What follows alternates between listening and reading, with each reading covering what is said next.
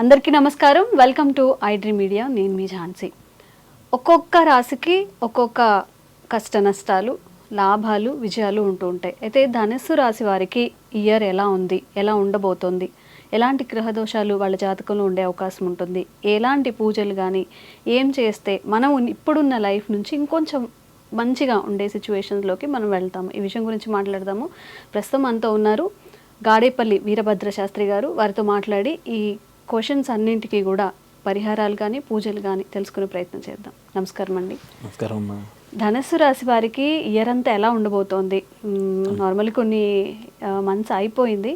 ఇప్పుడు వాళ్ళ లైఫ్లో ముందుకు వెళ్ళాలి అన్న ఉద్యోగపరంగా కానీ, మ్యారేజెస్, ఇంకా ఏదైనా ఇల్లు కట్టుకోవడం, ఇలాంటివన్నీ కూడా వాళ్ళ లైఫ్లో ఎలా ఉండబోతున్నాయి? తప్పకుండానమ్మా. మనకి మూలా నక్షత్రం 1, 2, 3, 4 పాదాలు ధనుస్సు రాశిలో ఉంటాయి. అలాగే పూర్వాషాఢ నక్షత్రం 4 పాదాలు ధనుస్సు రాశిలో ఉంటాయి. ఉత్తరాషాఢ నక్షత్రం మొట్టమొదటి 1 పాదం మాత్రం ధనుస్సు రాశిలో ఉంటుంది. ఇలా ఈ 9 పాదాలు కూడా ధనుస్సు రాశిలో ఉంటాయి.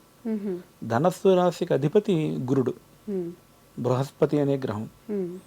ఆయన కనకవర్ణం, కనకగంధం, కనకపుష్పం, కనకమాల్యాంబరధరం అంటోంది వేదం. చక్కగా ఈ రాశిలో పుట్టినటువంటి వాళ్ళు కూడా మొట్టమొదట జన్మించినప్పుడు కనకవర్ణం, బంగారం ఏ రంగులో అయితే ఉంటుందో అదే రంగులో జన్మించి ఉండడానికి పూర్తిగా ఆస్కారం ఉంటుంది అని చెప్పి శాస్త్రం.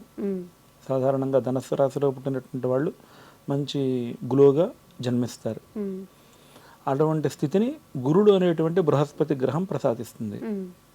అలాగే గురుడు అనేటువంటి బృహస్పతి ఈ రాశికి అధిపతి కాబట్టి, గురుడు అనేటువంటి ఆయన దేవతలందరికీ కూడా గురుడు కాబట్టి దేవతా పూజలు, వ్రతాలు, నియమాలు, నిష్టలు, పుణ్యక్షేత్ర యాత్రలు చేయటం, ఇవన్నీ కూడా ధనస్సు రాశి వాళ్ళు సాధారణంగానే అవన్నీ కూడా వీళ్ళకి పుట్టుకతోనే అవన్నీ కూడా ఏర్పడతాయి అన్నమాట అండి.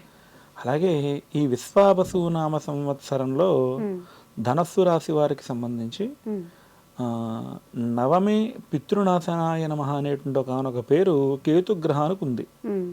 అటువంటి ధనస్సు రాశి నుంచి 9వ స్థానంలో కేతువు అనుకునేటువంటి గ్రహం సంచరిస్తుంది.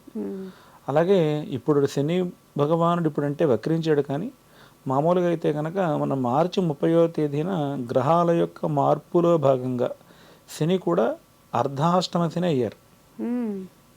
ధనుస్సు రాశి వాళ్ళకు కూడా ఇప్పుడు అర్ధాష్టమ శని జరుగుతున్నట్టే అర్థం. అంటే వక్రించి నవంబర్ 8వ తారీఖు వరకు కుంభరాశిలో ఉన్నారు, కానీ యథార్థంగా ఆయన కూడా మీనరాశిలో ఉన్నారు. మీనరాశిలో ఉన్నటువంటి ఫలితాలు ఇస్తారు కాబట్టి అర్ధాష్టమ శని అనేటువంటిది ఈ యొక్క ధనుస్సు రాశి వారికి కూడా జరుగుతుంది. అలాగే ఈ యొక్క రాహువు అనేటువంటి గ్రహం తృతీయంలో ఉండడం మంచిదే, కానీ తృతీయే వైరదాయకాయ నమః అని పేరు రాహుగ్రహానికి. అలా ఉన్నటువంటి కారణం చేత చీటికి మాటికి విరోధాలు, గొడవలు, ఇబ్బందులు ఇలాంటివి రావడానికి అవకాశం ఉంది. కాబట్టి చాలా తక్కువగా మాట్లాడుతూ ఉండడం వల్ల, ఎవరితో ఎంతలో ఎంత మాట్లాడితే ఇబ్బంది ఉండదో అంతా మాట్లాడడం వల్ల ధనుస్సు రాశి వాళ్ళకి మేలు జరుగుతుంది. అలాగే 9వ స్థానంలో ఉన్నటువంటి కేతుగ్రహం వల్ల ఈ యొక్క ఆస్తులకి సంబంధించి, అంతస్తులకు సంబంధించి, అన్నదమ్ములు పంచుకునేటువంటి ఆస్తి వాటాల్లో భాగంగా, అక్కచెల్లెళ్ళు పంచుకునే ఆస్తి వాటాల్లో భాగంగా ఎక్కడైనా ఏమైనా పెట్టుబడులు పెడితే ఆ పెట్టుబడిలో భాగంగా కొంచెం నష్టాలు, కష్టాలు వచ్చే అవకాశం కనిపిస్తుంది ధనుస్సు రాశి వాళ్ళకి.